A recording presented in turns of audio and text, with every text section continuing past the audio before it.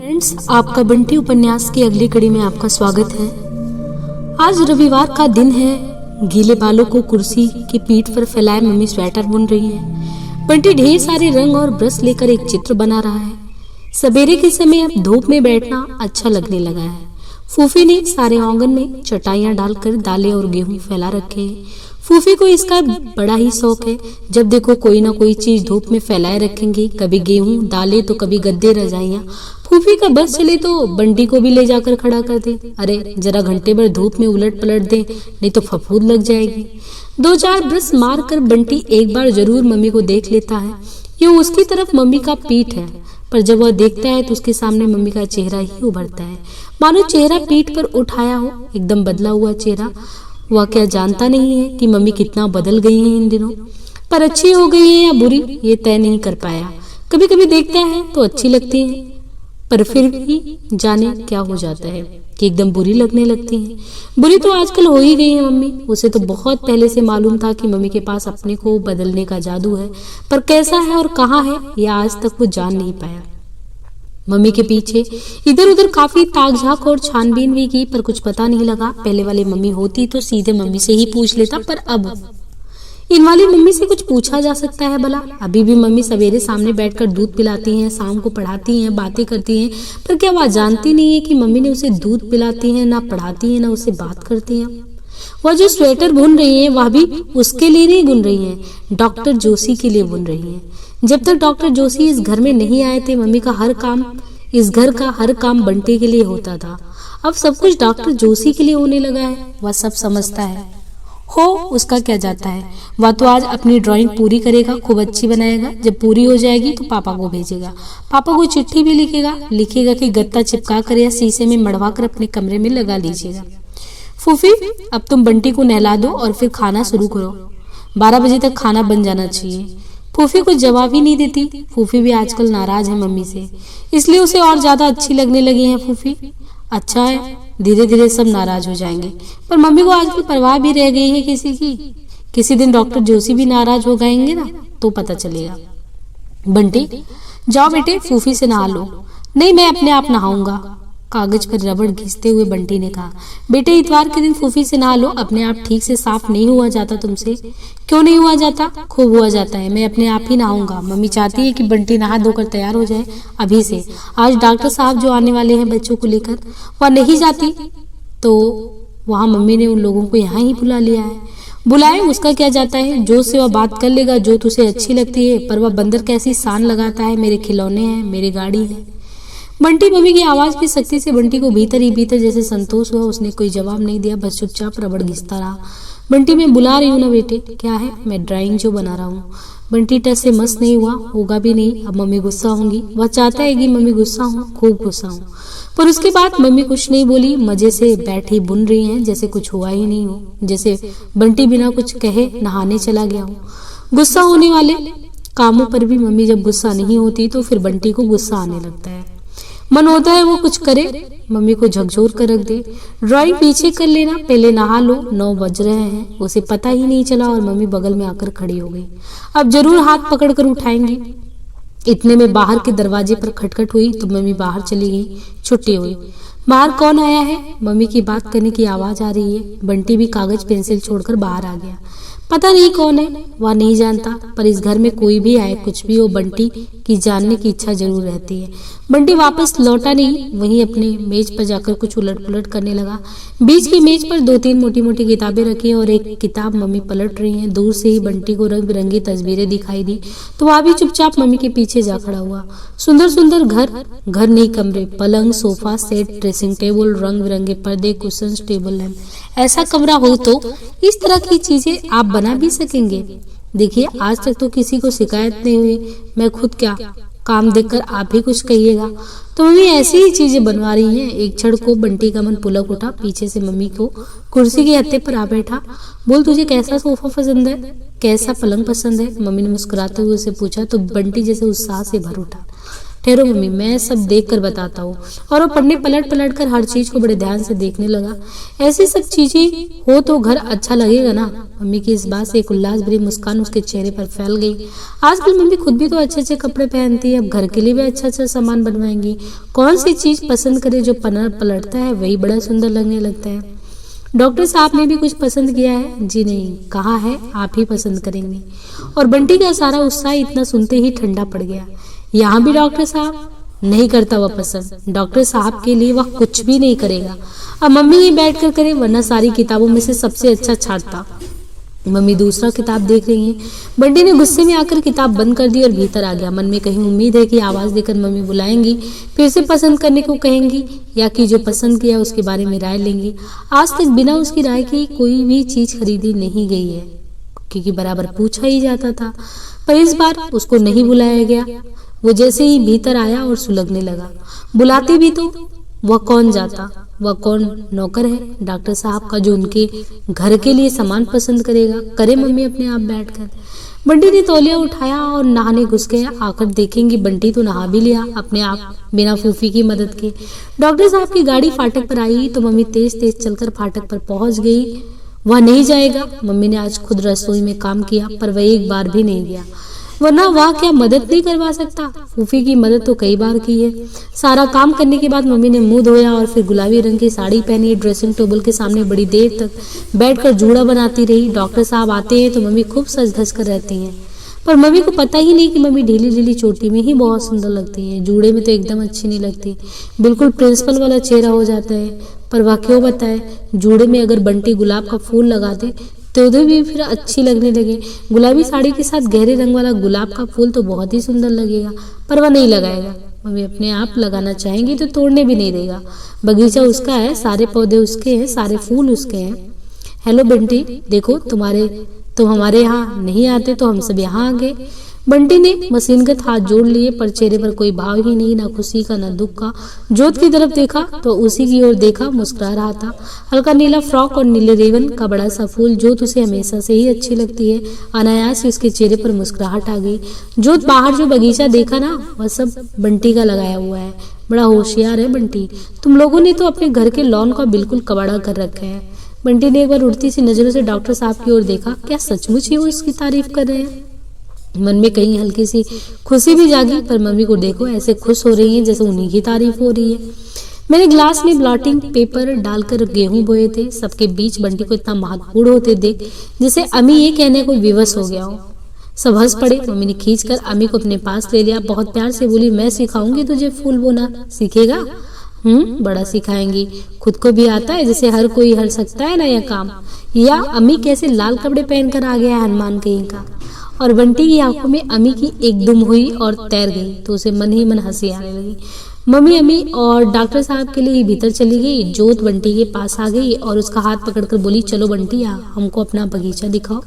तुम्हें सब फूलों के नाम आते हैं? और नहीं तो क्या, सिर्फ नाम ही नहीं सब कुछ जानना पड़ता है, बहुत सारी बातें। बंटी के स्वर में बड़प्पन जैसे छलक पड़ रहा। क्यों बंटी, तितलियां आती हैं इस बगीचे में? आती हैं, पर पकड़ना मत, बहुत बड़ा पाप लगता है, काला वाला। जमीन पर बैठकर पेंजी की क्यारी की ओर इशारा करते जोत ने पूछा, इस फूल का क्या नाम है बंटी?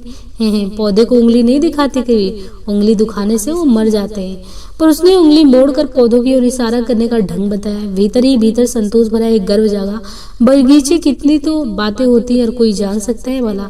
फिर आम का पौधा बताया, अलग अलग फूलों के नाम बताए, पर जोत जैसे बहुत दिलचस्पी नहीं ले रही, समझ जो नहीं रही होगी। चल अब भीतर चलते हैं, धूप तेज नहीं लग रही है? जोत उसका हाथ पकड़कर खींचने लगी। बंटी को अपने बगीचे में धूप कभी तेज नहीं लगती, गर्मी के दिनों में भी नहीं लगती, सर्दी के दिनों में शाम को सर्दी नहीं लगती। मम्मी चिल्लाती रहती है और शाम को पानी देता रहता है, पर जोत की बात टालने की इच्छा उसकी नहीं हुई। भीतर चलने लगा तो बंटी ने एक सफेद गुलाब तोड़कर कहा, ला तेरे बालों में लगा दूं। जोत पुलक आई। उसे नीचे बिठाकर बंटी बड़े यत्न से फूल लगाने लगा। तू लगा सकेगा? नहीं तो आंटी जी से लगवा लूंगी। मम्मी के भी तो मैं ही लगाया करता हूँ। और कहने के साथ ही ख्याल आया, बहुत दिनों से उसने मम्मी के सिर में फूल नहीं लगाया, पर वो क्या करे। मम्मी को आजकल एक और ही अनमना सा भाव से छूकर निकल गया। दोनों भीतर पहुंचे। डॉक्टर साहब सोफे पर मम्मी के बगल में बैठे, एकदम सटकर। उनका एक हाथ मम्मी के पीठ पर से होता हुआ मम्मी के कंधे पर रखा है, दूसरे हाथ में मम्मी को एक सुंदर सी शीशी सुंघा रहे हैं। बंटी एक क्षण जहाँ का तहाँ खड़ा देखता रहा। क्या कर रहे हैं डॉक्टर साहब उसकी मम्मी के साथ। उसे अजीब सी बेचैनी होने लगी। वह एकदम मम्मी के पास चला गया, पर दोनों को जैसे कुछ पता ही नहीं। बहुत अच्छी खुशबू है। मम्मी का चेहरा साड़ी के रंग जैसा ही हो गया। इम्पोर्टेड है, खास तुम्हारे लिए मंगवाया है। और डॉक्टर साहब ने शीशी अपनी उंगलियों पर उल्टी और मम्मी की साड़ी के पल्ले पर मलने लगे। बंटी का मन हुआ खींचकर डॉक्टर साहब को अलग कर दे। उसके भीतर कुछ खोलने लगा, तभी उसकी नजर अम्मी पर पड़ी। बड़े मजे से उसके सारे खिलौने लेकर बैठा खेल रहा है। वह दौड़कर झपटा, किसने दिए मेरे खिलौने? और दोनों हाथ से ताबड़तोड़ अपने खिलौने समेटने लगे। अम्मी ने भी जो हाथ लगा समेटकर अपनी गोद में दुबका लिया। दे मेरे खिलौने, बंटी छीनने लगा। मम्मी झपट कर आई, क्या कर रहा है बंटी? खेलने देना, तेरा छोटा भाई ही तो है। नहीं, मैं नहीं खेलने देता, कोई नहीं है मेरा छोटा वाटा भाई। अम्मी से जूझते जूझते ही उसने जवाब दिया। मम्मी ने दोनों हाथों से पकड़कर बंटी को अलग किया। बंटी फिर वही गंदी बात, तेरे है तो क्या हुआ, थोड़ी देर में खिलकर दे देगा। बंटी पूरी ताकत लगाकर अपने को मम्मी के हाथ से मुक्त कराने की कोशिश कर रहा है। बदे हाथ पैरों की ताकत जैसे जीभ में आ गई। मेरे खिलौने हैं, पापा ने मेरे लिए भेजे, मैं किसी को नहीं दूंगा। और एक झटके में मम्मी के हाथ से छूटकर बंटी अम्मी पर पिल पड़ा। पता नहीं बंटी ने मारा या केवल अपने बचाव के लिए। अम्मी पहले चीखा और फिर रो पड़ा। तड़ाक, बंटी की गाल पर एक चाटा पड़ा तो सारा कमरा जैसे घूम गया। बंटी ऊपर से नीचे तक कांप गया। चोट ज्यादा नहीं थी, पर मम्मी के हाथ का चाटा, और वह भी सबके बीच में। जोत और अम्मी के सामने वह रोया नहीं, पर उसकी आंखों से जैसे चिंगारियां निकलने लगी। शकुन, डॉक्टर साहब की सख्त आवाज से सारे कमरे में फैल गई। तुम्हें बंटी को मारा क्यों? बच्चों की लड़ाई में मारने की क्या बात हो गई? और डॉक्टर साहब पास आकर बंटी को गोद में उठाने लगे, पर बंटी झटक कर दूर जा खड़ा हुआ। एक क्षण को सारे कमरे में सन्नाटा छा गया। जो जहां था वहीं जम गया। और फिर बंटी ने उठाकर खिलौने फेंकने शुरू किए। धड़ाधड़ एक एक खिलौने कमरे में छितरा गया। किसी ने उसे रोका नहीं, किसी ने कुछ कहा नहीं। फिर उसने अपनी बंदूक उठाई और उसी गुस्से में दौड़ता हुआ बाहर आ गया। कुछ नहीं, पेड़ पर खूब खूब ऊंचे चढ़कर बंदूक चलाएगा। अगर मना करे तो मम्मी, मारने वाली मम्मी की बात सुनेगा? वो कभी नहीं सुनेगा। ठाए ठाए बंदूक की आवाज गूंजती रही, पर भीतर से कोई नहीं आया। और जब भीतर से कोई नहीं आया तो बंटी को रोना आ गया। मन हुआ पेड़ से कूद पड़े, अपने हाथ पांव तोड़ ले, तब मम्मी को पता लगेगा कि बंटी को चाटा मारने का क्या मतलब है। और उसकी अपनी ही आंखों के सामने अपना पट्टियों से बंधा शरीर घूमने लगा। वल पलंग पर करा रहा है, सब लोग चारों ओर खड़े हैं, मम्मी रो रही हैं, पर कूदा नहीं गया। तभी फूफी आई, जरूर मम्मी ने ही भेजा होगा, खुद तो हिम्मत नहीं हो रही है आने की। बंटी भैया चलकर खाना खा लो। बंटी और जोर जोर से बंदूक दागने लगा, जिसे उसने फूफी को न देखे फूफी की बात सुनी। अरे काहे को तुम हमारा खून जलाते हो बंटी भैया? कहते हैं ना उतर कर खाना खा ले, फिर मर्जी है बंदूक चलाना चाहे तो भाग जाए यहाँ से, मैं नहीं खाता। ठाए ठाए फिर करता है। जिस घर के लोग लीक छोड़कर चलेंगे उसमें यही सब होगा। अभी क्या हुआ? अभी तो बहुत कुछ होगा। बड़बड़ाती हुई फूफी लौट गई। अब और एकाएक ही बंटी फूट फूट कर रोने लगा। कोई मत आओ उसे बुलाने, उसे भूख थोड़ी ही लगती है, मरे वह भूखा। मम्मी का क्या जाता है, मम्मी तो डॉक्टर साहब को खाना खिलाएंगी। अम्मी को तो जरूर अपने बगल में बिठा रखा होगा। और उस काल्पनिक दृश्य से मन और ज्यादा उसका उफनने लगा। पेड़ पर बैठा बैठा बंटी रोता रहा, और जब मन का सारा गुस्सा, सारा आवेग आंसुओं के रूप में बह गया तो धीरे धीरे मन में एक अजीब सा डर समाने लगा। मम्मी के गुस्से का डर, इस तरह से जो आज वो कर रही हैं, वो कभी ऐसा नहीं करती थी। मम्मी जरूर गुस्सा होगी या नहीं होंगी, तभी तो एक बार भी नहीं आई, किसी और को भी नहीं आने दिया। गुस्सा, दुख, अपमान, भूख और डर ने मिलकर बंटी को भीतर से बिल्कुल थका दिया। थक ही नहीं गया, जैसे भीतर से कहीं बिल्कुल वो सन्न रह गया हो। अब तो ना गुस्सा आ रहा है, ना रोना, बस बार बार दरवाजे की ओर देख लेता है, शायद कोई आ ही जाए बुलाए। अब भी कोई आ जाए, अगर जोत भी आकर उससे चलने को कहेगी तो भी वो चला जाएगा, पर कोई नहीं आया। लगता है सब लोगों ने खाना खा लिया है।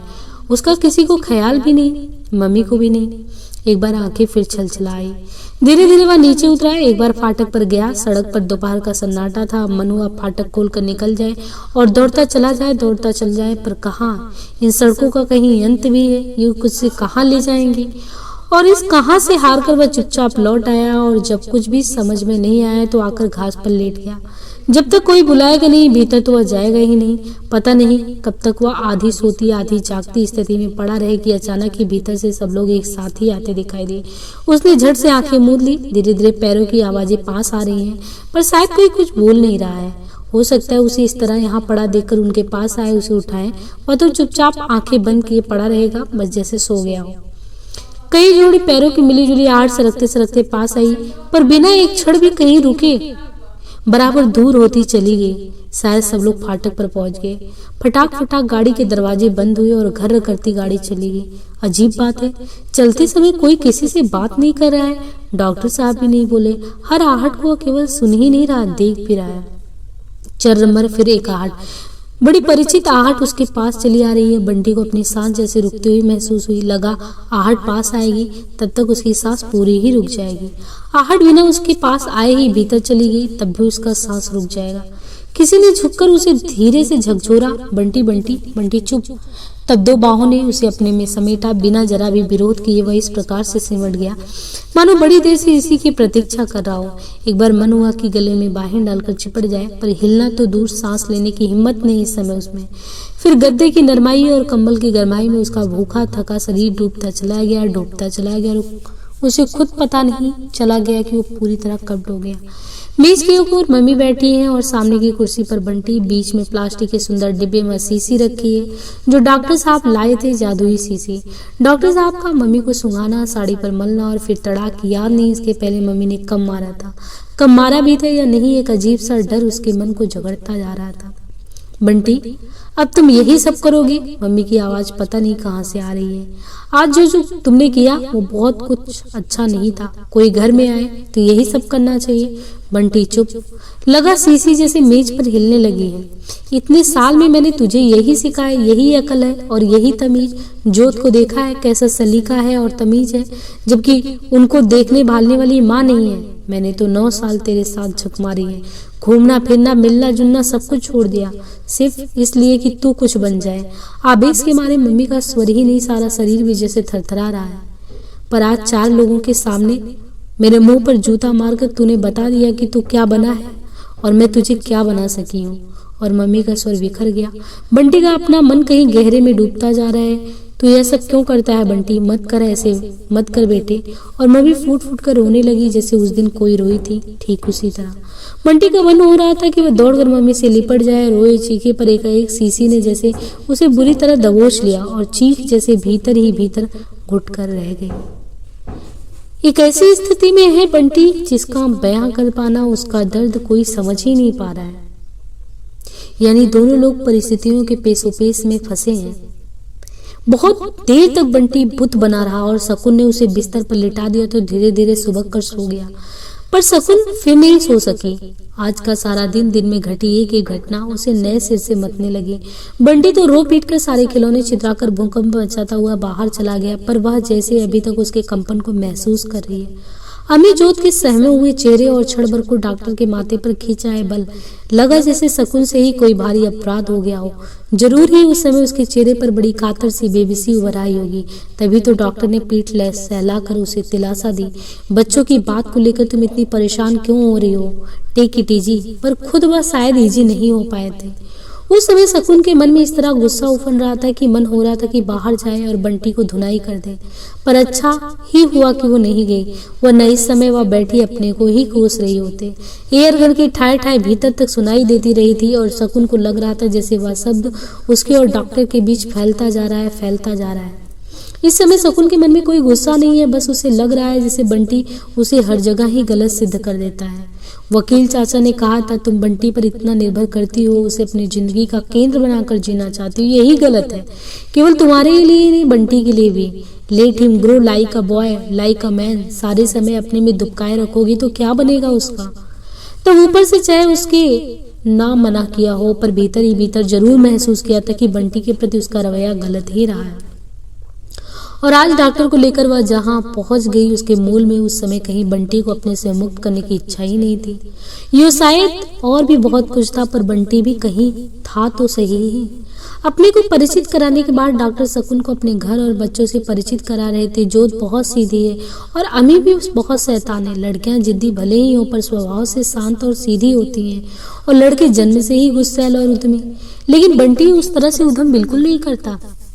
जिद्दी जरूर है, फिर भी अपनी उम्र से कहीं ज्यादा समझदार है। और यह कहते हुए अपने बंटी के प्रति उनके मन में कैसा गर्व जागा था। तुम उस पर शायद इतना ज्यादा हावी हो रही हो कि पूरी तरह लड़का बन ही ना पाए। तुमने उसे उधम करने ही नहीं दिया। हाँ, औरतों वाली जिद और रोना जरूर सिखा दिया। डॉक्टर सहज भाव से हंस पड़े थे, पर तब भी शकुन ने अपने को अपमानित महसूस किया था। डॉक्टर शायद भाव कहते कि मैं तुम्हें दोष नहीं दे रहा, इस तरह की स्थिति में ऐसा हो जाया करता है, मैं तो स्थिति बता रहा था। पर इस संशोधन से स्थिति संभली नहीं थी। अपने ही मन में एक कचोट थी जो हर बार किसी न किसी बात से गहरी हो जाती थी।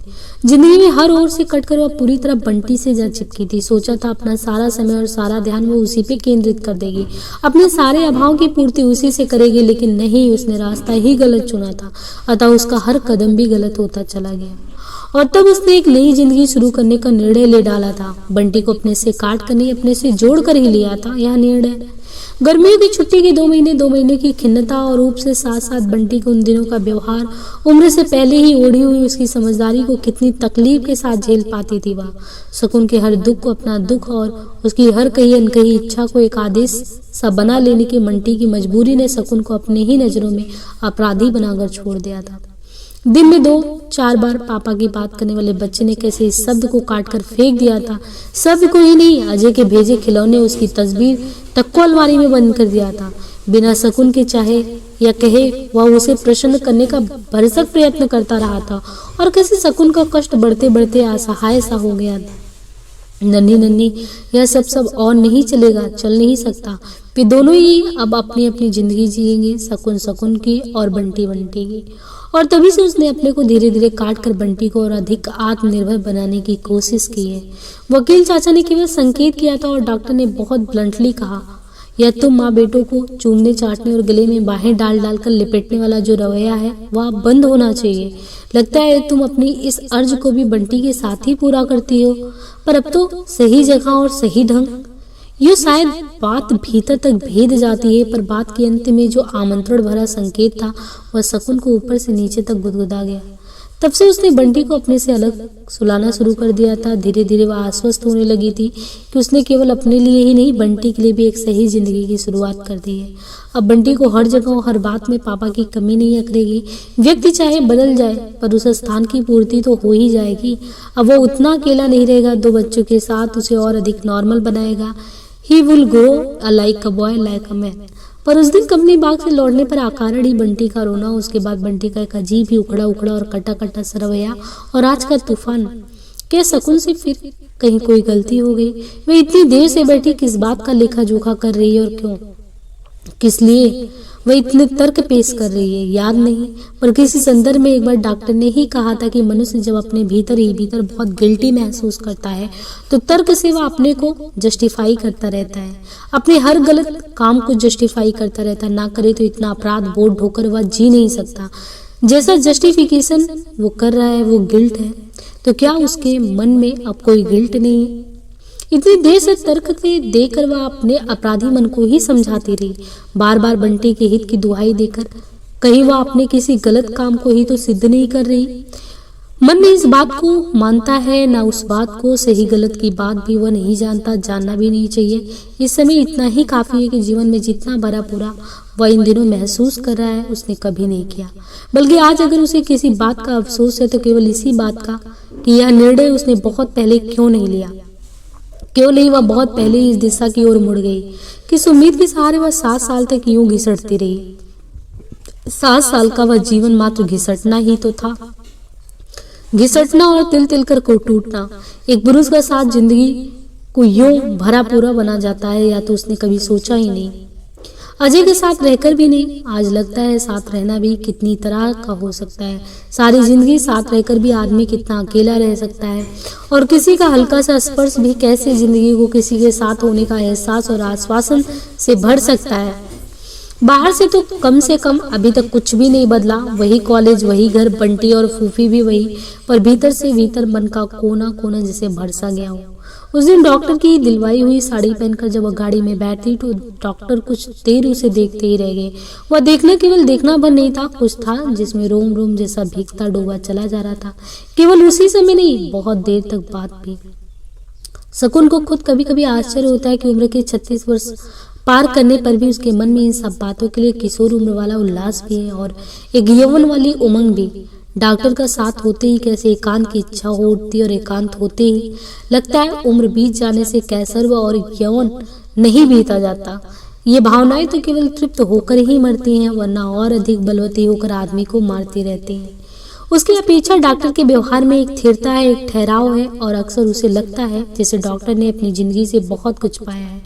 डॉक्टर से हुई एक बात आज भी जब वह याद करती है, उसे याद आ जाता है तो मन को कहीं हल्के से वो कचोड़ भी देता है। बहुत दिनों से मन में घुपड़ती हुई बात आखिर उसने पूछ ही ली थी, पूछी चाहे बात घुमा फिरा कर ही थी।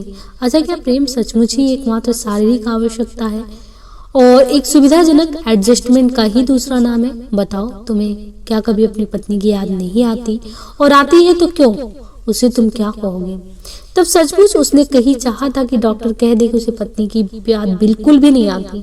पत्नी के साथ ही वह सब कुछ भूल भी गया, बात चाहे झूठी हो पर डॉक्टर एक झूठी बोल दे। हालांकि सुनने की अपनी इस इच्छा पर भीतर ही भीतर कहीं ग्लानि भी हुई थी उसे। अच्छा, तो यही होता शकुन, तुम उसका जिक्र कभी करती ही नहीं। डॉक्टर के स्वर की अप्रत्याशित गंभीरता से शकुन के मन में अपनी बात के लिए कहीं पछतावा सो होगा। प्रमिला के साथ का जीवन वह जैसा भी था, अच्छा या बुरा, मेरा इतना निजी है कि मैं उसे किसी के साथ शेयर नहीं कर सकता। तुम गलत मत समझना और बुरा भी मत मानना। वह एक अध्याय था जो उसी के साथ समाप्त हो गया और अब मैं उसे किसी के साथ खोलना नहीं चाहता। चाहूं तो भी खोल नहीं सकता, शायद अब तो वह अपने सामने भी नहीं।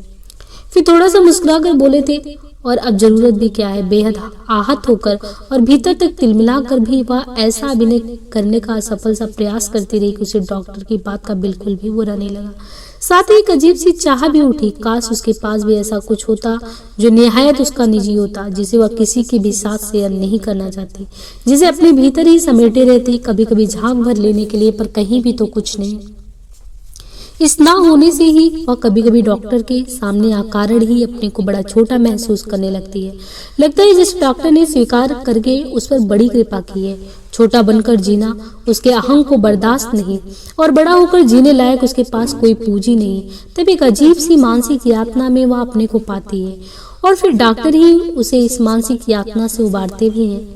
अब तो हर बात के लिए वह डॉक्टर इस कदर निर्भर डॉक्टर पे करने लगती है कि एक कदम भी डॉक्टर के बिना नहीं चल सकेगी। औरत कहीं की कहीं पहुंच जाए, फिर भी पुरुष का साथ उसके लिए कितना जरूरी है। पर वह साथ हो सही अर्थों में नहीं, वह इस साथ के बीच में अब कोई बाधा बर्दाश्त नहीं करेगी, बंटी को भी नहीं करेगी। कल वो डॉक्टर से ही बात करेगी। डॉक्टर की बातों में उसके सारे व्यक्तित्व में कुछ ऐसा है जो शकुन को आश्वस्त करता है। डॉक्टर की सुलझी दृष्टि उसे बहुत सी उलझनों से उबार लेती है। उसके और डॉक्टर के संबंध की बात शहर के एक खास तबके में फैल ही गई थी और एक दिन कॉलेज के मैनेजर ने जिस तरह आकर पूछा था तो वह समझ नहीं पाई थी कि बात केवल जानने मात्र के लिए ही पूछी जा रही है या कि जाने हुए बात को एक हल्की सी भर्त्सना और हिकारत के साथ उसको वापस लौटा दिया जाएगा। मैनेजर को तो उसने जैसे तैसे जवाब दे दिया, पर अपने ही मन को जैसे वह शाम तक जवाब नहीं दे पाई थी। शाम को जब सारी बात डॉक्टर को बताई तो जाने किस आवेश में कह गए, ये लोग ज्यादा धूल चपड़ करेंगे तो मैं नौकरी ही छोड़ दूंगी, संभाले अपनी नौकरी। तब उसकी बात पर डॉक्टर केवल हंसे थे, कुछ हल्के फुल्के ढंग से, मानो कुछ हुआ ही ना हो। तुम नौकरी करो या छोड़ो यह बिल्कुल तुम्हारी अपनी इच्छा पर है, पर छोड़ो तो कारण यह नहीं होना चाहिए। डॉक्टर एक क्षण को रुका था और शकुन के मन में एक हल्का सा संदेह खोदा था। क्या डॉक्टर नहीं चाहते कि वह नौकरी छोड़े? उसका पैसा चाहे ना हो, पर क्या उसका पर डॉक्टर के लिए? आज मैनेजर को आपत्ति हुई तो तुमने नौकरी छोड़ दी, कल शहर को आपत्ति होगी तो तुम शहर छोड़ने को कहोगे, और जरूर होगी। छोटी जगह ऐसी बातें लोग आसानी से पचा नहीं पाते, पर इस तरह कमजोर होने से काम कहीं नहीं चलता, चल ही नहीं सकता। और सच पूछो तो आपत्ति बाहर नहीं होती, कहीं मन के भीतर ही होती है। तभी तो हमें ये छोटी छोटी बातें परेशान कर देती हैं, वरना इन आपत्तियों पर एक मिनट भी जाया करने में मैं उचित नहीं समझता। इन लोगों को क्या है कि तुम्हारे व्यक्तिगत जीवन में हस्तक्षेप करने का? पर बंटी की बात तो बिल्कुल दूसरी है और उसका हक भी बिल्कुल दूसरा है। एक शकुन को लगा जैसे प्यास के मारे उसका गला सूखा रहे। सर्दी में कभी रात में प्यास नहीं लगती, पर आज तो प्यास के मारे गला जैसे चिपक सा गया और इतनी देर से उसे पता ही नहीं चला। शकुन उठी, उसने बत्ती जलाई और पानी पिया। लौटकर उसने देखा बंटी सोया हुआ है, गर्दन तक रजाई ओढ़े। एकाएक उसे लगा जैसे बंटी नहीं अजय सो रहा है। कितना मिलता है उसका चेहरा, केवल चेहरा ही। बहू जी मत चिढ़ाओ, उन्होंने कहा कि बहू जी मत चढ़ाओ इतना सिर, आखिर औलाद तो उसी बाप की है। वे खड़े खड़े थालियां फेंकते थे और एक कटोरी। कभी कभी आश्चर्य होता कि कैसे आदमी एक छोटे से अड़ू में अपना चेहरा, मोहरा, आदत, स्वभाव, संस्कार सब कुछ अपने बच्चे में सरका देता है। बंटी को देखकर ही एक बार वकील चाचा ने कहा था और एक अजीब सी बेचैनी शकुन के मन में घुलने लगी। केवल बेचैनी नहीं, एक खींच, एक हल्का सा आक्रोश। सारी जिंदगी अजय शकुन को, शकुन के हर काम और बात को, उसके सोचने और उसके हर रवैयों को गलत ही तो सिद्ध करता रहा है। शकुन बहुत स्वतंत्र है, शकुन बहुत डोमिनेटिंग है, शकुन यह है, शकुन वह है, पता नहीं गलत कौन था, वाह अजय। जो भी हो, पर 7 साल तक गलत होने का अपराध बोध को उसने किसी न किसी स्तर पर हर दिन ही झेला है। और अब वह बंटी ठीक उसी तरह उसे गलत और अपराधी सिद्ध करने पर तुला हुआ है और शायद सारी जिंदगी उसे गलत ही सिद्ध करता रहेगा, ठीक उसी तरह जैसे। पर अब नहीं, अब वह सब कुछ पहले की तरह अपने ऊपर ओढ़ती नहीं चली जाएगी। बंटी उसके और अजय के बीच सेतु नहीं बन सका तो वह उसे अपने और डॉक्टर के बीच में बाधा भी नहीं बनने देगी। लेकिन तब और शकुन ने खट से बत्ती बुझा दी। मन के सारे संशय, सारी दुविधाएं चारों ओर फैले हुए अंधेरे में ही डूब जाए बस। बंटी सवेरे सोकर उठा तो जाने कैसी निरीहता उसके चेहरे पर छाई हुई थी, एक अजीब सा सहमापन, एक अजीब सी बेबसी। कहाँ यह तो बिल्कुल बंटी है, इसमें अजय कहाँ है? हर बात के लिए उस पर निर्भर करने वाला बंटी, उसी का पाला पोसा और बड़ा किया वो बंटी। अजय तो शकुन के सामने कभी इतना निरीह, कभी इतना बेबस हुआ ही नहीं। और रात में हल्के से आक्रोश की जो परतें मन में जमी थी, बंटी की उस निरीहता के सामने एक एक करके बह गई। पर अब बंटी ने अजय को देकर एकाएक कुछ निर्णय ले डालने का जो रास्ता शकुन को दिखाई दिया था, वह फिर जैसे कहीं गुम हो गया और शकुन जहाँ थी वहीं लौट आई, उतनी ही परेशान, उतनी ही दुविधाग्रस्त। अपनी परेशानी की छड़ों में आजकल उसे बस डॉक्टर ही याद आते हैं कि सहजता और आसानी से उसकी हर समस्या और परेशानियों को अपने ऊपर ओढ़ लेते हैं और उसे मुक्त और निर्बंध कर देते हैं। पर बंटी को लेकर कल चाहे शकुन को परेशान देखकर डॉक्टर ने कुछ ना कहा हो, लेकिन उन्हें क्या बुरा नहीं लगा होगा? उन लोगों ने शादी की तारीख तय की थी और कुछ खुशी में ही शकुन ने सबको घर बुलाया था, पर बंटी ने, और तब से ही मन जाने कैसी कैसी शंकाओं से भरा हुआ है। बंटी की बात तो डॉक्टर से भी नहीं कर सकती, जिस तरह बहुत चाहने पर भी वह कभी अजय की बात नहीं कर पाई। कंपनी बाग से लौटने के बाद उस दिन बंटी जिस तरह रोया था और उसके बाद जिस तरह वह कटा कटा रहता है, डॉक्टर को लेकर जिस तरह का एक मासूम सा विरोध उसके मन में उफनता रहता है, शकुन सब समझती है। पर जाने कैसा एक आश्वस्त भाव उसके मन में समाया रहता है इन दिनों कि उसने सोच लिया था कि सब ठीक हो जाएगा। बस जहां तक संभव होता वह बंटी को डॉक्टर से बचा कर रखती। पर कल जैसे उसके उस आश्वस्त भाव में एक दरार सी पड़ गई। केवल आश्वस्त भाव में ही नहीं, जैसे उसके और डॉक्टर के बीच में भी कहीं कोई अनदेखी, अनजानी सी दरार पड़ गई, जिसे वह महसूस कर रही थी, जो उसे भीतर ही भीतर कचोटे डाल रही थी। सचमुच यदि ऐसा हुआ तो डॉक्टर का अध्याय तो समाप्त हुआ, और ऐसी पूर्णता के साथ समाप्त हुआ कि उसे अब वह अपने सामने भी नहीं खेलते, यानी खोलते उसको, चाहे तो भी नहीं खोल सकते। पर उसका अध्याय कहीं कुछ समाप्त नहीं हुआ। अपनी अगली कड़ी के साथ जो कते उनके साथ चिपका हुआ है, वह कभी समाप्त भी नहीं हुआ। अजय ने तो अपनी स्लेट पर से उसका नाम, उसका अस्तित्व धो पोंछ कर एक नई जिंदगी शुरू कर दी, शायद बहुत सुखी, बहुत भरी पूरी, पर उसकी स्लेट को तो। और फिर अजय को लेकर मन में ढेर ढेर कटुता उभर आई। साथ ही ख्याल आया कि बंटी यदि सहज ढंग से अपने को उसके और डॉक्टर के बीच से समेट नहीं लेता तो उसे अजय के पास भेज देगी। अजय उसे ले जाना चाहता भी तो था। अब क्या हुआ? इधर तो ना कोई खबर ना सूचना, लेकिन वह भेज देगी। बंटी को दरार ही बनना है तो मीरा और अजय के बीच में बने। अजय भी तो जाने कि बच्चे को लेकर किस तरह की यातना से गुजरना पड़ता है, कि पुरानी स्लेट इतनी जल्दी और इतनी आसानी से साफ नहीं होती। और तभी बंटी का वो निरीह, सहमा और बेबस सा चेहरा उभर आया। मम्मी, मैंने तो पापा से कह दिया कि मम्मी के बिना मैं कहीं जा ही नहीं सकता। मम्मी, मैं तुम्हें कभी नहीं छोड़ूंगा, मत रो मत रो। और फूट फूट कर रोती रही। इस यातना से डॉक्टर भी उसे कैसे उबारेंगे? उसके पास ऐसा कोई सुख नहीं है, पर ऐसी यातना जरूर है कि जिसे वह किसी के साथ शेयर नहीं कर सकती। इस समय डॉक्टर के बगल में बैठकर भी शकुन का मन कहीं से हल्का नहीं हो पा रहा है। बार बार शुरू होती है बातें और जैसे ही बीच में टूट जाती। पता नहीं डॉक्टर क्या सोच रहे हैं, पर शकुन को लग रहा है कि जैसे उन दिनों के बीच कोई एक तरीके से कहीं कोई, शायद बंटी के बहाने, शायद अजय। क्या बात है, तुम कुछ परेशान नजर आ रही हो शकुन? कह दे शकुन। पर क्या कहे कि बंटी डॉक्टर और उसके संबंध को बर्दाश्त नहीं कर पा रहा है, कि उसे बहुत दिनों से इस बात का आभास था। पर बंटी को लेकर परेशान हो, इतनी देर से जिस प्रश्न को वह बचा रही थी, आखिर वह आ ही गया। शकुन के चेहरे पर एक अजीब सी बेबसी उभर आई, जैसे वह कोई अपराध करते हुए पकड़ ली गई हो। देखो शकुन, बंटी थोड़ा प्रॉब्लम बच्चा है तो उसकी प्रॉब्लम को तो झेलना ही होगा। शगुन को लगा जैसे डॉक्टर कह रहे हो इन्फ्लुएंजा है तो बदन में तो दर्द होगा ही। इन बातों पर कहीं इस तरह बात की जाती है। और क्या प्रॉब्लम है बच्चा, पागल है, उसका दिमाग खराब है या कि?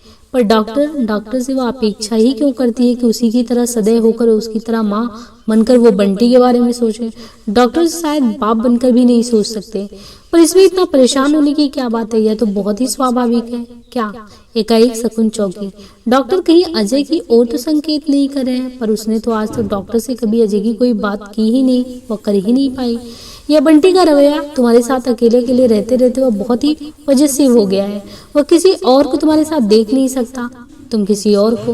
और शकुन के मन में कहीं बहुत पहले कहा हुआ वकील चाचा का एक वाक्य तैर गया। तुम जानती हो अजय बहुत इगोइस्टिक भी है और बहुत पजेसिव भी। अपने आप को पूरी तरह समाप्त करके ही तुम उसको पा सको तो पा सको, अपने को बचाए रखकर तो उसे खोना ही पड़ेगा। वो अपने को समाप्त नहीं कर सकी थी, इसलिए उसे अजय को खोना पड़ा। समाप्त वो अभी भी अपने को नहीं कर सकेगी। अब अपने को समाप्त करने का मतलब अपने और डॉक्टर के बीच का सब कुछ समाप्त कर देना। पर यह तो शकुन के मन में कहीं बहुत गहरे में डूबने लगा। तुम्हें बहुत ही धीरज से काम लेना चाहिए, जानती हो इस तरह बच्चों के साथ सख्ती करने से वे एकदम चुप हो जाएंगे। बहुत ही सबमिसिव और सहमे हुए नरमाई से पेश आने से वे उद्दंड हो जाएंगे। डॉक्टर जैसे किसी रोगी का उपचार बता रहे हैं, केवल उपचार था या कुछ और भी। बंटी में संतुलन लाने के लिए पहले तुम्हें अपने में संतुलन लाना होगा, पर तुम खुद बहुत समझदार हो शकुन। शकुन ने कुछ ऐसी नजरों से डॉक्टर की ओर देखा मानो इन शब्दों के भीतर की बात को जान ले, असली बात को जान ले। पर डॉक्टर के चेहरे पर कहीं भी तो कुछ नहीं था, कोई सिकन नहीं, कोई छाया नहीं। या कि शकुन की अपनी दृष्टि ही धुंधली गई, कुछ भी वो देखने में सामर्थ्य भी नहीं रख रही है। वह क्या करे? छलनी हुआ मन सहज भाव से कुछ भी तो ग्रहण नहीं कर पाता। उसकी आंखें छलछलाई। डॉक्टर ने बहुत स्नेह से शकुन की पीठ सहलाई तो एक बार मन हुआ वो अपने को डॉक्टर के बाहों में छोड़ दे। तो क्या सचमुच ही डॉक्टर के मन में बंटी को लेकर कोई नाराजगी, कोई दुर्भावना ही नहीं है? डॉक्टर के स्पर्श से अनायास ही उसके भीतर की गांठ को धीरे धीरे खोल दिए। लेकिन शकुन है कि चाहकर भी जैसे कुछ नहीं कह पा रही है। लेकिन क्या तुम नहीं समझोगे डॉक्टर? बंटी ने अजय का ज्यों का त्यों इनहेरिट किया है।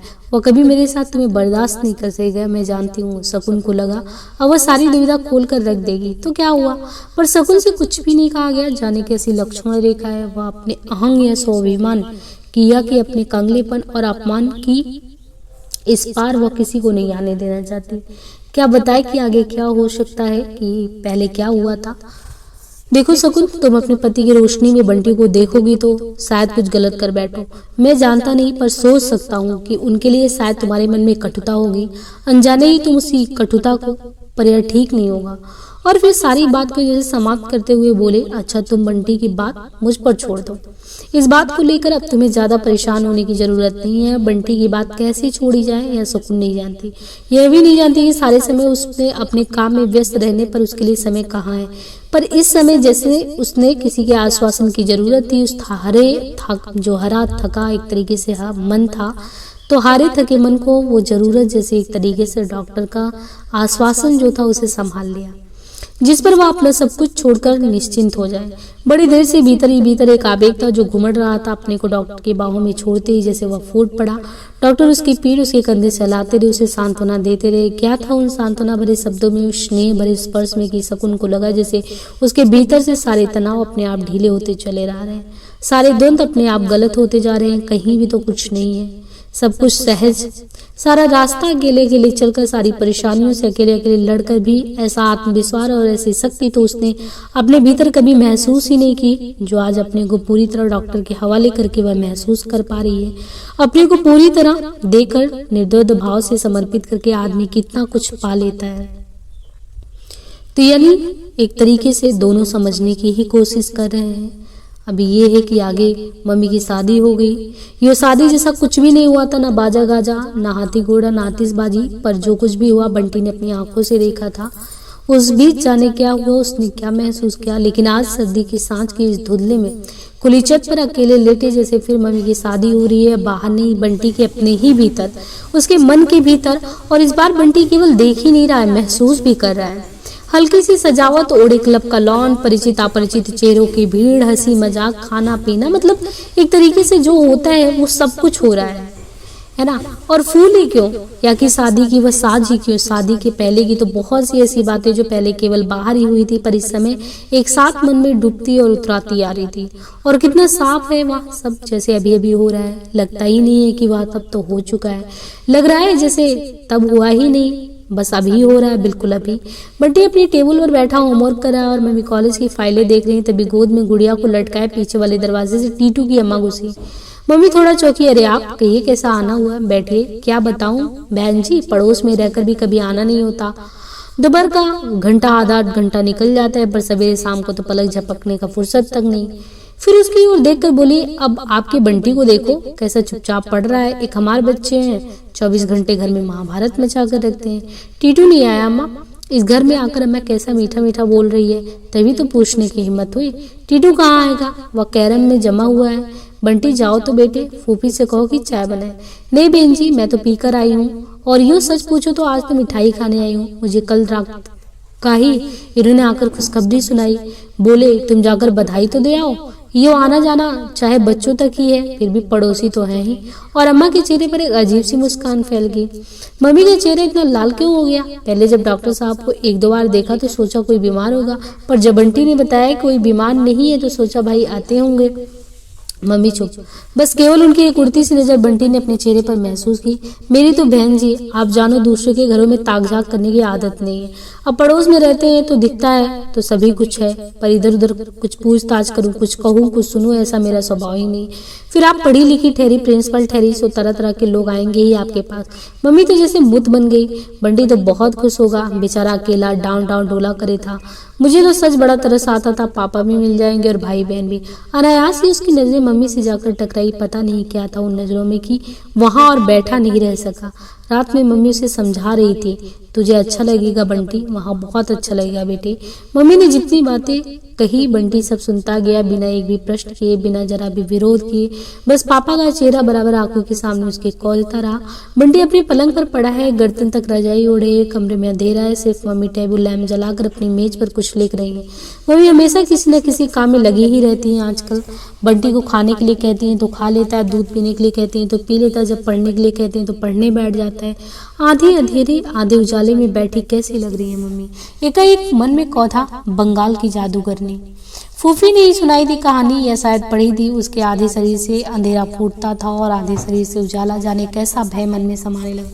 जिस दिन से डॉक्टर साहब वह जादू वाली शीशी घर में रख गए हैं, बंटी के मन में एक अजीब सा डर कुलबुलाता रहता है। एक बार तो हिम्मत करके उसने उस शीशी को ढूंढा भी था, सारी दराजें सारी अलमारी पर नहीं मिली। जादू की चीजें जादू के ढंग से ही छिपाई जाती हैं शायद। एकाएक मम्मी ने टेबल पर झुकी और गर्दन ऊपर उठाई और घूमकर बोली, बंटी। बंटी ने खट से आंखें बंद कर ली। वह परिचित स्वर, अपनी मम्मी का स्वर, तो मन का धीरे धीरे वहम धीरे धीरे बहने लगा। सो गया बेटा। मम्मी पास आई और एक बार रजाई को ठीक से उसके चारों ओर लपेट दिया। फिर उसी के पलंग पर बैठकर धीरे धीरे उसका माथा, उसके गाल सहलाती रही। बंटी को लगा जैसे बिना बोले ही मम्मी फिर आश्वस्त कर रही है कि तुझे अच्छा लगेगा बंटी, वहां तुझे अच्छा ही लगेगा। मम्मी के स्पर्श से बंटी के मन भीतर ही भीतर तेजी से कुछ पिघलने लगा। एक बार मन हुआ रजाई उतार कर फेंक दे और मम्मी से लिपट जाए। पता नहीं उनकी आश्वस्तता या खुद आश्वस्त होने के लिए, पर उमड़ते आवे को उसने अपने ओठ भींच कर रोक लिए। बहू जी, फूफी की आवाज कैसी बदली हुई है। एक बार मन हुआ कि आंख खोलकर देखूं कि यह फूफी ही बोल रही हैं। क्या बात हो गई फूफी, मम्मी कितना मीठा बोल रही हैं। बहुत दिनों से उसने मम्मी को ऐसी मीठी आवाज ही नहीं सुनी। इतने साल आपकी नौकरी कर ली बहू जी, अब भगवान की नौकरी करेंगे और क्या। कुछ बात भी बताओगी। फूफी चुप, रो तो नहीं रही है पर किसी तरह की भी तो कोई आवाज नहीं आ रही। तुम भी मुझसे नाराज हो फूफी। मम्मी की आवाज जैसे पिघल कर थरथरा रही हो। अरे हम नौकर आदमी, हम कैसे नाराज होंगे, पर भगवान ने जीव दी है तो बोलेंगे जरूर। आप 100 जूता मारेंगे तो हम तनिको चिंता नहीं करेंगे, पर बोले बिना हमसे रहा नहीं जाएगा। बंटी का मन फिर जैसे कैसे ये होने लगा जब आप एक तरीके से उन्होंने कहा कि अब आप जो कर रही हैं बालक बच्चा को लेकर सो आपको शोभा देता है। बड़े आदमियों की बड़ी बात मुंह पर कौन बोलेगा और काहे बोलेगा, पर फूफी तो मुंह पर ही बोलेंगी। अब फूफी भी शादी वाली बात ही कहेंगी। मम्मी का शादी करना बुरी बात है। आप तो जानती हैं साहब को लेकर हमारे मन में आज भी कैसा गुस्सा है। अब आप भी वही सब करेंगी, हमसे नहीं देखा जाएगा ये सब। मम्मी जरूर बैठी बैठी ओंठ काट रही होंगी। मम्मी से जब जवाब देते नहीं बनता है तो बस वो यही करती हैं। जवानी हो या अंधी होती है बहू, फिर बुढ़ापे में उठी हुई जवानी, महा सत्यानाशी। साहब ने जो किया तो आपकी मिट्टी पलीद हुई, और जब आप जो करें इस बच्ची की मिट्टी पलीद होगी। चेहरा देखा है बच्चे का कैसा निकला है, जैसे रात दिन घुलता रहता हो भीतर ही भीतर। फूफी एकदम सख्त सी आवाज कमरे को चीरती हुई इनकी इस कोने से उस कोने तक सुनाई दे रही थी। एक क्षण को बंटी भीतर ही भीतर सहम गया। देखो फूफी, मैं तुम्हारी बहुत इज्जत करती हूँ, अपनी माँ से भी ज्यादा, पर माँ को भी मैंने कभी अपनी बातों के बीच में नहीं बोलने दिया। मुझे याद नहीं वे कभी बोली हो। एक क्षण को मम्मी रुकी। यह अधिकार तो मैं किसी को दे ही नहीं सकती। हमने कहा ना बहू जी, आप हमें हरिद्वार भिजवा दो बस। तुम जिस दिन चाहो मैं इंतजाम करवा दूंगी। तुम यहाँ से जो कुछ भी चाहो ले जा सकती हो। इस घर पर तुम्हारा भी उतना ही अधिकार है जितना मेरा। और तो क्या कहूँ। मम्मी के स्वर में अजीब सी नरमाई आ गई। नरमाई नहीं, जैसे मम्मी थक गई हो। तो क्या फूफी चली जाएंगी? बिना फूफी के वो कैसे रह सकता है कभी? मम्मी ने उसे क्यों नहीं समझाया कि फूफी तुम्हें वहां भी अच्छा लगेगा, वहां भी बहुत अच्छा लगेगा। कल वह समझाएगा फूफी को। फूफी मम्मी की बात चाहे ना माने, उसकी बात नहीं टाल सकती। फूफी भी तो उसके बिना कैसे रहेंगी? और अगर फूफी नहीं रुकी तो? खट, मम्मी ने शायद उठकर टेबल लैंप बंद कर दिया। बंद आंखों ने भी महसूस किया कि कमरे का अंधेरा खूब गाढ़ा हो गया है। बंटी ने आंखें खोली। गुप्त अंधेरे में डूबी हुई मम्मी की आकृति बहुत धुंधली सी दिखाई दी। धीरे से वह बगल वाले पलंग की रजाई में दुबक गए। फूफी के जाने के बाद बंटी के मन में बहुत कुछ उखड़ बिखर गया, और मम्मी की शादी के बाद इस घर में बहुत कुछ उखड़ बिखर गया। एक दिन में इस घर का बहुत सा सामान उस घर में समा गया। सोमवार को इस घर की मम्मी भी उस घर में जाकर समा जाएंगी। किसी ने कह दिया कि सोमवार शुभ दिन है, सो मम्मी रुक गई। फूफी नहीं समा सकी तो हरिद्वार चली गई। बंटी है कि नहीं जानता, वह समा पाएगा या नहीं। पहले मम्मी ने समझाया था तो बंटी समझ गया था, पर फूफी ने जाकर सब कुछ गड़बड़ कर दिया। फूफी के बिना तो उसे कहीं भी अच्छा नहीं लगेगा, यहाँ भी नहीं और वहां तो बिल्कुल भी नहीं। जब से फूफी गई है तब से फूफी का जाना आंखों के सामने तैरता ही रहता है। जाते जाते भी फूफी कैसे रसोई के बर्तन धो धोकर जमाती रही थी। बंटी कभी मजाक करता था तो फूफी बुला के राक्षस की जान तोते की टांग में बसती थी, तेरी जान इस रसोई में बसती है। तो इस तरीके से देखिए, एक तरीके से वो पूरा ये करती रही थी। अरे नहीं बसेगी जान रसोई में तो रोटी नहीं मिलेगी खाने को। जाने क्यों लगता है जैसे फूफी अभी भी अपनी जान यहीं छोड़े गई हैं और चौकी की जान ले गई हैं। चौकी की ही क्यों, बिना फूफी के सारा घर ही तो कैसा हो गया है। जब रात दिन फूफी घर में ही रहती हैं तो फूफी का होना पता ही नहीं लगता। बस फूफी है तो, पर अब फूफी नहीं है तो सारे समय पता लगता है फूफी नहीं है, फूफी नहीं है। प्लेटफॉर्म पर खड़ी है फूफी, एक छोटा सा टीन की संदूकची और उस पर रखी एक गठरी। मम्मी ने बहुत कुछ देना चाहा पर फूफी ने कुछ नहीं लिया, बस बंटी को अपने से चिपका रखा।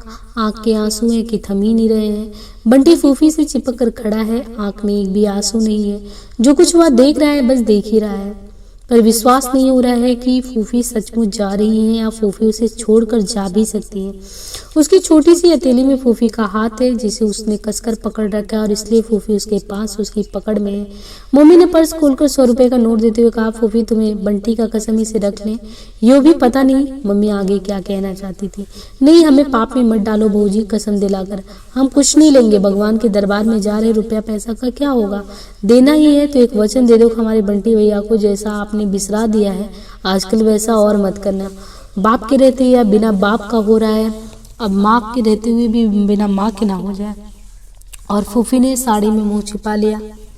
मम्मी की आंखें छलछलाई। कैसे बातें करते हो फूफी? मतलब वो कहती है कि फूफी कैसी बातें कर रही हो एक तरीके से। इसे आगे मम्मी से कुछ नहीं कहा गया। चपरासी ने भीड़ में फूफी को भीतर ढकेल दिया। सीटी झंडी और इस तरीके से भीड़ सटी, भीड़ शोर बदबू करते हुए आगे से निकल गया वो सब और वो चली गई। लौटते समय बंटी सुन्न सा मम्मी के बगल में बैठा है। बंटी, मम्मी ने प्यार से उसे अपनी बाहों में समेटा कि बंटी एकाएक फूट कर रो पड़ा। फूफी को ले आओ मम्मी, फूफी को ले आओ। रोती नहीं बेटा, थोड़े दिन में अपने आप ही आ जाएंगी, तेरे बिना वह रह ही नहीं सकेंगी। थोड़ी देर पहले प्लेटफॉर्म सामान और रेल के बीच में ही बंटी को लग रहा था कि फूफी कहीं नहीं जाएंगी, वह जा ही नहीं सकती। अब मम्मी के कहने पर भी लग रहा है कि वह नहीं आएंगी, वह कभी आ ही नहीं सकती। दूसरे दिन स्कूल से लौटकर जब माली की बहू ने खाना दिया तो फूफी का जाना जिसे मन को भीतर तक मत गया। उसे याद नहीं कि स्कूल से लौटने पर किसी और ने उसे आज तक खाना खिलाया हो। और क्या फूफी केवल खाना खिलाती थी? खाने के साथ डांट, डांट के साथ लाड़ और भी जाने क्या क्या। पर इस घर से जा सकती है फूफी? उसका तुलसी का चबूतरा, तार का एक कोने और सूखती मैली सी धोती और चोगे जैसा ब्लाउज, आंगन की दीवार में बनी ताक पर रखे सिंदूर से रंगे पत्ते और उनके हनुमान जी, उनके सरोते की खटखट, उनके पसीने की गंध, उनके बेसुरे गले से निकली गीत की कड़ियां, उनकी कहानियों के राजा रानी, भूत प्रेत, ये सब कुछ। पर परसों तो यह घर भी छूट जाएगा, तब फूफी भी पूरी तरह छूट जाएंगी। तो ऐसा क्यों करता रहता है बंटी? मैं सच कहती हूँ, तुझे वहाँ अच्छा लगेगा, बहुत अच्छा। डॉक्टर साहब तुझे कितना प्यार करते और भी जाने कितनी कितनी बातें, कितने आश्वासन। अरे कौन बंटी, आओ आओ बंटी, और 4 दिन का साथ है, खेल लो। फिर तो बंटी कोठी में चला जाएगा तो पूछेगा भी नहीं कि टीटू किधर बसता है। मोटर में बैठ कर आ जाया करना कभी कभी। अब तो खूब ठाठ होंगे बंटी के, और अम्मा के चेहरे पर वही मुस्कुराहट, ओठ फैलाकर भी अम्मा मुस्कुराती नहीं लगती हैं। लगता है जैसे कुछ कह रही हूँ। बंटी जानता नहीं है, पर कुछ है जो बंटी को अच्छा नहीं लगता। उस दिन के बाद 5-6 दिन हो गए, यहाँ रहकर भी बंटी टीटू के घर नहीं गया। आज नए घर में जाना है। शाम को 4 बजे की ही बात, शुभ समय है। डॉक्टर साहब ने कल आकर बात कहा कि आज ही चलो, रविवार का दिन है, सबकी छुट्टी है, सुबह सुबह कुछ नहीं होता। क्यों बंटी, आज ही चले ना उस घर में जो तुम्हारी राह देख रही है। बंटी कुछ नहीं बोला, केवल डॉक्टर साहब का चेहरा देखता रहा। वह सचमुच उसी से पूछ रहे हैं। आंखों में कहीं जोत का चेहरा उभर आया। शादी वाले दिन के बाद से उसे देखा ही नहीं, ना मम्मी उसे घर गई, ना वहां से बच्चों को आने दिया। शायद शुभ समय नहीं था। लो, जब इतने दिन रुक गई तो अब एक दिन की बात और है। तो मानो ना मानो, मैं तो अशुभ बेला में कोई भी काम नहीं करूंगी। शुभ अशुभ क्या होता है, कैसे होता है, बंटी नहीं जानता। बस इतना जानते कि मम्मी ने मना कर दिया तो वह अब नहीं जाएंगी। कल जाओ आज जाओ क्या फर्क पड़ता है, बस जाना है तो जाना है। पर मम्मी का कोई शुभ अशुभ तो नहीं जाने दे रहा है। पर आज तो अब जाना ही है उसे। बंटी स्कूल से लौट आया। मम्मी ने बचा कुचा सामान भी उस घर में भिजवा दिया। बिना बर्तनों की रसोई, बिना कपड़ों की अलमारियां, बिना किताबों और मेज पोसे, बिना दरी कारपेट के फर्श, खिलौने की खाली अलमारी देखकर एक क्षण को सारे खिलौने आंखों के सामने उसके घूम गए। पापा के भेजे हुए खिलौने। एक ख्याल आया, पापा तो इस घर का ही पता जानते हैं। अब वे आएंगे तो खबर कहाँ भेजेंगे, उन्हें पता कैसे लगेगा? कितने दिनों से पापा ने कोई चीज भेजी नहीं। पापा को पता है कि मम्मी ने शादी कर ली है और हम लोग अब नए घर में रहेंगे। इस बार पापा को गए कितने ही दिन हो गए, 1 2 3 6 7 8 महीने। तभी डॉक्टर साहब की कार आकर खड़ी हो गई और डॉक्टर साहब नहीं आए। मम्मी भी आती ही होंगी। बंटी बरामदे की सीढ़ियों पर ही बैठ गया। ढलती धूप में उसका छोटा सा बगीचा खूब लहरा रहा है और पानी देने वाला मोटा सा पाइप बल खाया हुआ घास में पड़ा है। इधर तो उसने अपने बगीचे में पानी भी नहीं दिया। वहाँ का बगीचा तुझे ही ठीक करना है बेटे, मम्मी रोज याद दिला देती थी और बंटी सुन लेता था बस। कोने में आम का पौधा हरी चिकनी पत्तियां ले झूम रहा है। तुम जब जवान होएगी बंटी भैया तो यह पौधा भी बड़ा हो जाएगा। तो ये जो थोड़ा बहुत काम कर लिया, छुट्टी खट कर करती। मम्मी आई। उनकी साल का एक और जमीन पे घिसट रहा है। साथ में हीरा लाल और माली भी हैं। पहले मैं भी कॉलेज से आती थी तो चेहरा कैसे थका थका लगता था। आज लग रहा है जैसे कॉलेज से आई ही नहीं, कॉलेज जाने के लिए तैयार होकर निकली हैं। कितनी खुश हैं।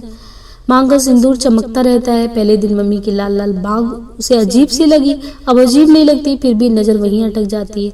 तो आ गया बेटे, कुछ खाया तो नहीं होगा, चलो अभी चलते हैं। हीरालाल एक एक करके सारे कमरे बंद करने लगा। मम्मी बंटी के कंधे पर हाथ रखकर माली को आदेश दे रही है, देखो माली, बंटी भैया के सारे पौधे उखाड़ कर उधर ले आना।